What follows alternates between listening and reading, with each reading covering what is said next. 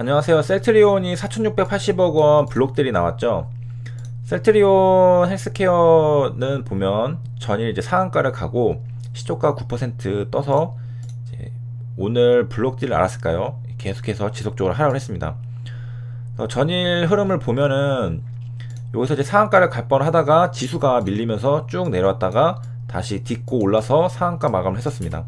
그리고 다음날 이제 이렇게 갭이 떴었고요. 셀트리온도 마찬가지로 상한가는 가진 않았지만 일봉상으로 종가가 23%로 많이 상승해서 시작했고, 그 다음에 시가가 2%, 그 다음에 지속적으로 하락 추세를 보였는데요. 그 다음은 시간의 단일가입니다. 4시 10분에는 이제 1.52%로 시작했다가 점점 조금씩 밀리면서 마이너스 1.26%로 이제 하락을 했습니다. 블록딜 나온 거 치고는 시간에서는 많이 하락하지 않았는데, 그 이유는 장중에 이미 많이 내렸기 때문일 거라고 판단이 됩니다. 블록딜은 이제 테마색인데, 테마색은 이전에도 셀트리온 블록딜을 한 적이 있죠. 그때 이제 주가가 또 하락을 했었는데요. 블록딜은 장중에 하는 게 아니라 장외에서 처분을 하게 됩니다. 그래서 지분 257만 주, 그 다음에 셀트리온 헬스케어도 이번에 221만 주가 나왔다고 합니다. 그래서 테마색의 자회사인 아이온 인베스트먼트의 지분으로 추정이 된다고 합니다. 1일 종가 기준으로 대략 한 10% 정도 할인율을 적용했다고 하는데요. 갑자기 이렇게 상승을 했을 때 이제 물량을 많이 들고 있는 투자자들, 뭐 최대주주, 뭐 2대주주, 그런 투자자들의 물량이 나오면은 악재로 작용을 하게 되는데, 주가가 이렇게 오르니까 튀어나온 걸까? 라고 이제 생각을 할 수 있는데요. 셀트리온은 22만 원인데, 사실은 이제 매도자 측이 제시한 주당 가격은 이날 종가 19만 8천원. 그러니까 19만 8천원이면 이제 4월 1일 오늘 기준이거든요. 상승하는 걸 보고서 그동안 사실은 이제 털고 싶었는데 아마 이제 현금화를 못했기 때문에 기회를 봐서 이렇게 전날에 상한가를 거의 갈 듯 정도로 상승한 걸 보고 적어도 한 20만원대에서는 내가 이제 넘길 수가 있겠구나 생각을 해서 이제 준비를 했는데, 다음날 19만 8천원으로 떨어졌죠. 그래서 기준 가격은 요렇게 됐습니다. 아마도 이제 테마색 쪽에서는 못해도 한 20만원대쯤에서는 이제 기준가가 정해지지 않을까라고 생각했는데, 시세가 하루도 못 가고 쭉 내려왔습니다. 그래서 결과적으로는 이제 19만 8천원이 기준으로 돼서 할인율을 대략 이제 7%에서 9.8%를 적용한 대략 이제 17만원에서 18만원까지 가격이 형성이 됐고요. 그래서 수요 예측을 이제 진행을 하는데, 제 기억으로는 과거 블록딜에서는 그 매수자가 이미 다 돼 있어서 블록딜 한 걸로 제가 기억을 하는데, 여기서는 아직은 지금 매수자를 찾는 중이죠. 그래서 수요 예측을 진행을 해서 이 가격에 17만원에서 18만원 사이에 누가 내 거 사줄래? 라고 찾는 중입니다. 그래서 이 수요 예측하는 이런 가격대도 하나의 이제 기준 가격이 되게 되는데, 이 가격에서 살 사람이 만약에 아무도 없다라고 했을 때는 이것도 지금 비싼 가격인가 라고 투자자들에게 시그널을 줄 수가 있습니다.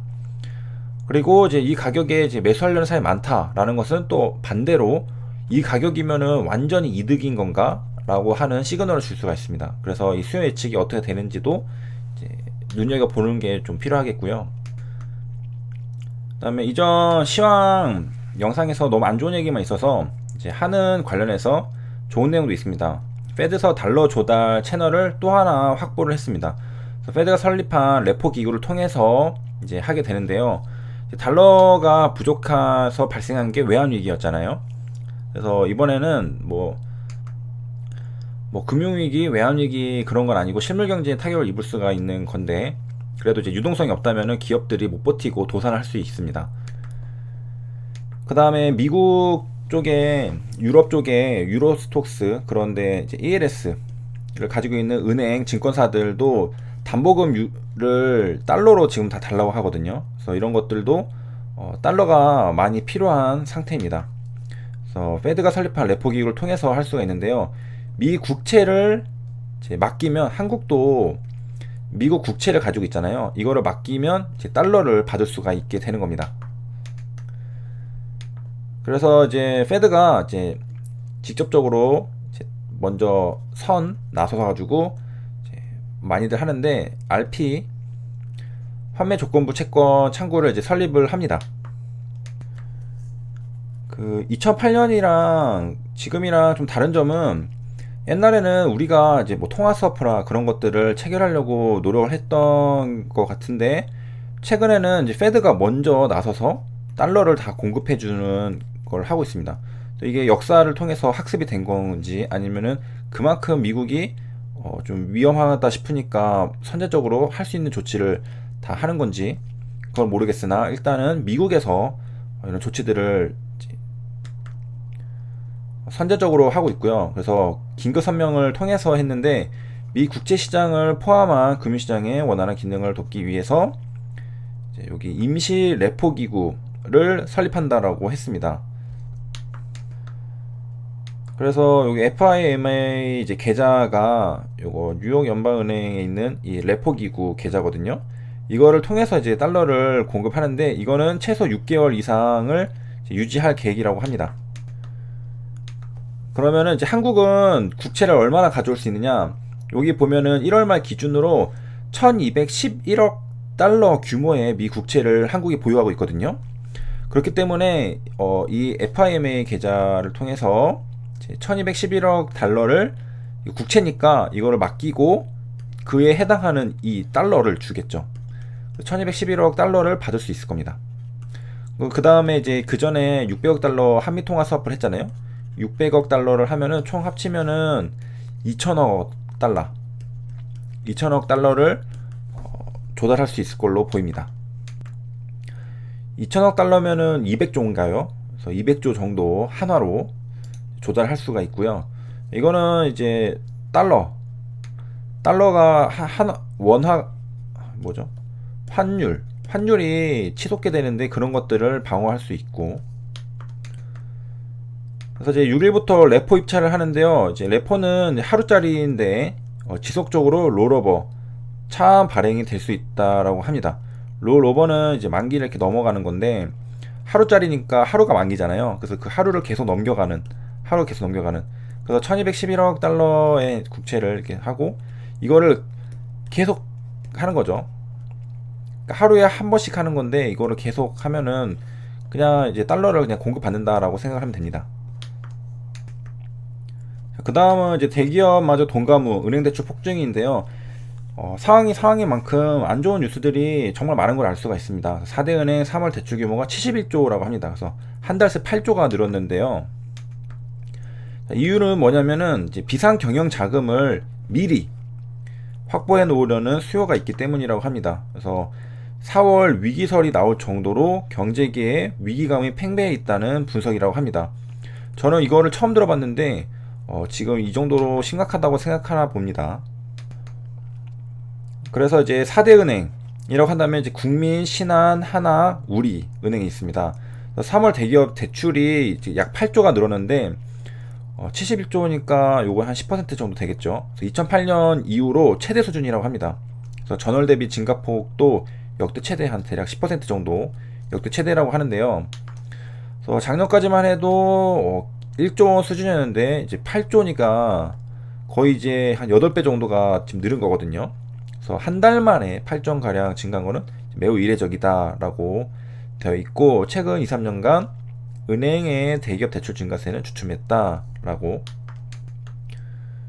핵심은 현금을 확보해 놓자 라는 관점이고, 기업들이 자금을 조달하는 방법은 여러 가지가 있는데, 회사채 시장이 얼어붙었다고 합니다. 그래서 그 양적 완화 할 때 회사채도 매입하려고 하는 움직임들이 있죠. 각국에서 말이죠. 그래서 대기업들은 이제 신용이 좋기 때문에 보통 이제 채권을 먼저 합니다. 그래서 회사채를 발행해서 자금을 조달하고, 그게 안 되면 이제 유상증자 이런 걸로 가는 거죠. 직접 자금을 조달하는 방식을 하는데, 은행 대출이 상대적으로 비용이 더 들기 때문이다. 그러니까 이제 회사채가 안 되니까 지금 은행으로 넘어갔다는 거잖아요. 그래서 회사채 그리고 은행으로 지금 대기업들이 넘어온 겁니다. 이거 되면 이제 뭐 유상증자 이렇게 이런 식으로 가는 거죠.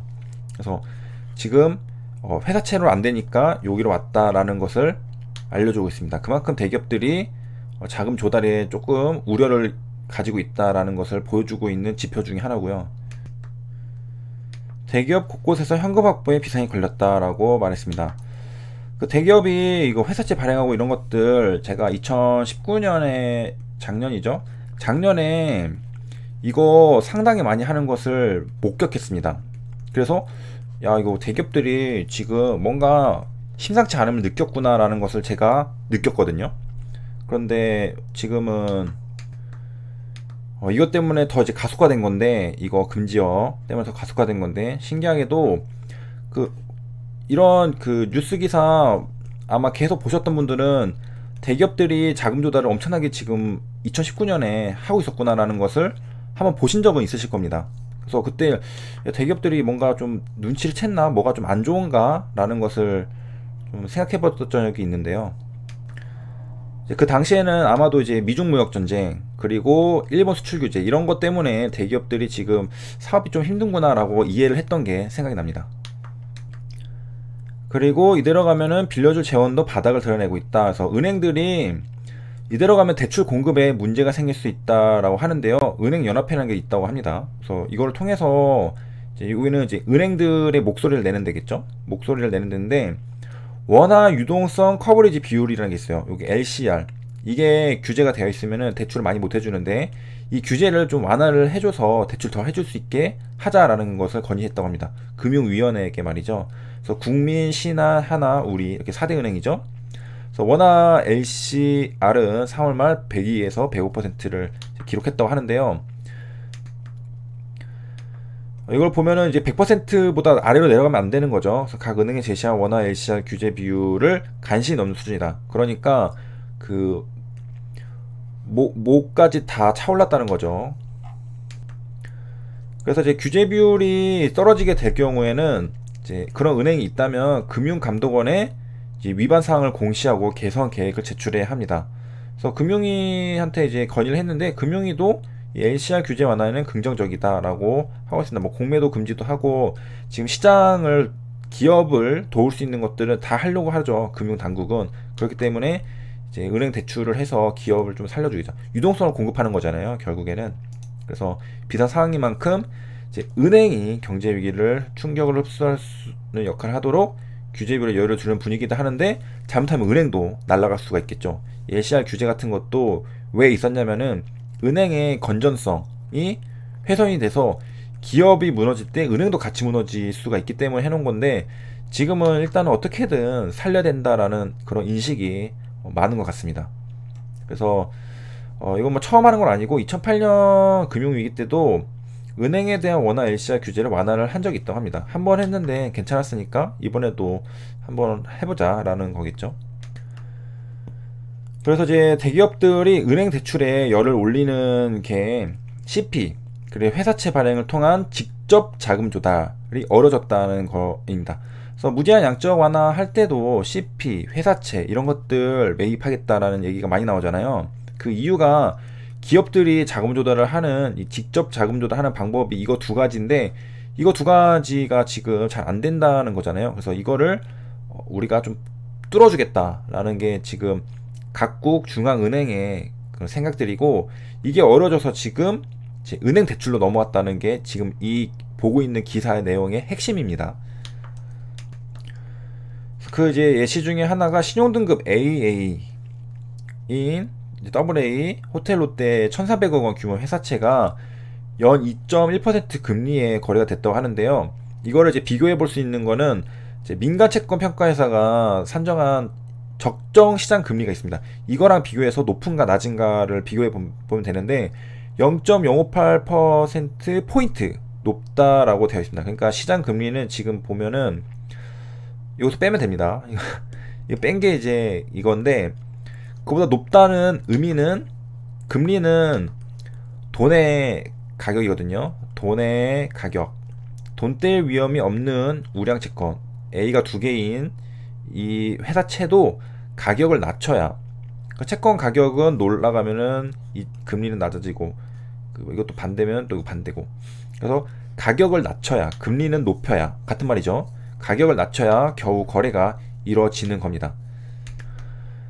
그 다음에 트리플 A 이 신한금융지주도 3월 24일이면 얼마 안 됐죠? 9개월짜리 CP 기업 어음을 연 3%에 발행을 했습니다. 연 3%에 그만큼 이제 가격을 후하게 쳐줘야 이제 이게 가능하다는 거죠. 그래서 기업에 직접 자금 조달하는 창구가 꽁꽁 얼어붙었다. 동맥경화. 그래서 지금 힘들다. 그래서 은행 대출로 확보한 현금을 증권사에 예치한 것으로 알려져 있다라고 되어 있고, 그래서 요거는 그 LCR 유동성 커버리지 비율인데요. 2월 말에는 이제 104에서 110이었는데 이거 4개 은행입니다. 그 큰 4개 은행. 이게 지금 내려왔죠. 102에서 105%. 그래서 간당간당하게 있는 상태고, 그 다음에 이제 3월도 이런데 4월은 그게 더 이제 가시화되는 시기잖아요. 2분기까지는 영향이 있을 것 같은데 4월 들어서 자금 압박에 시달린 기업이 속출할 것이다. 대기업들이니까 은행에서 빌릴 수 있지, 그렇지 않다면은 은행이 지금, 은행도 지금 유동성 커버리지 비율이 간당간당한데 돈을 빌려줄 여지가 없잖아요. 지금 대기업한테 빌려주기도 힘든데 다른 기업들은 훨씬 많을 거라고 볼 수가 있겠습니다. 그래서 요거 이제 왜 힘드냐 보면은 이제 회사채, 이것도 제가 이전 뉴스 기사에서 다룬 것 같긴 한데, 회사채가 이제 만기가 돌아오거든요. 6조 5천억 원치 만기가 돌아오는데 이거를 이제 기업들이 이거 갚아야 되잖아요. 돈을 갚아야 됩니다. 현금으로 이제 가져와서 줘야 될 텐데 이러려면은 자금을 조달해놔야 되거든요. 그렇기 때문에 일종의 이제 돌려막기를 할 수 있는 거죠. 이 회사채를 은행 대출로 빌린 다음에 갚아버리고, 돌려막기. 그 다음에 이제 이거 보면 통계적으로 통계를 작성한 이후 4월 기준으로 가장 많은 물량이라고 하네요. 그러니까 뭐 이거는 뭐 엎친 데 덮친 격이라고 해야 되나요? 그래서 지금 기업 자금, 이 뭐 자금 조달도 힘든데 회사채도 대규모로 지금 만기가 돌아오고 있다. 그래서 지금 설상가상 상태고, 그 다음에 이제 대출은 해줘도 해주긴 하는데 이 100% 지금 거의 간당간당한 상태인데, 은행 대출로 기업들이 버틸 수 있느냐? 대출해주는데 기업도 무너지고 은행도 같이 지금 그 머리끄댕이 잡히고 같이 지옥으로 같이 떨어질 수 있거든요. 그래서 지금 그게 위험한 상태인데 이제 제대로 회수할 수 있을지 걱정이 된다. 그래서 경기 상황이 최악으로 치달아 대출금 회수가 어려워지면 그 책임을 떠안아야 할지도 모른다는 불안감이 크다라고 말하고 있습니다. 그러니까 이게 살아나면 괜찮아요. 둘 다. 기업도 은행도 살아나면 괜찮은데 기업이 무너지면서 은행도 같이 내려갈 수 있기 때문에 조심해야 되는 부분이 있습니다. 그래서 원화 LCR 유동성 커버리지 비율은 현금, 국공채 등 현금성 자산, 이거를 순현금 유출액으로 나눈 값이라고 합니다. 그래서 이제 여기 LCR이 높으면 현금화할 자산이 많아서 위기시 은행의 생존 가능성이 높다는 뜻인데요. 분자에 현금이 있잖아요. 그러니까 이게 LCR인데 이게 크다는 것은 현금이 상대적으로 유출액보다 지금 가지고 있는 게 지금 더 크다는 거잖아요. 그래서 현금화 자산이 많다. 현금이 많으면은 LCR도 높게 됩니다. 그리고 현금이 줄어들고 요거 그 유출액이 많아진다. 그 은행으로부터 나가는 돈, 유출액이 많아지면은 당연히 LCR은 낮아지게 됐죠. 그래서 지금 102% 거의 이제 간당간당한 상태라는 거죠. 그래서 일단 실물경제 쪽이랑 이런 부분도 한번 다뤘는데, 저도 좋은 내용을 많이 다루고 싶지만 좀 상황이다 보니까 안 좋은 얘기들이 꽤 많이 있는 걸 알 수가 있겠습니다. 그럼 시청해주셔서 감사합니다.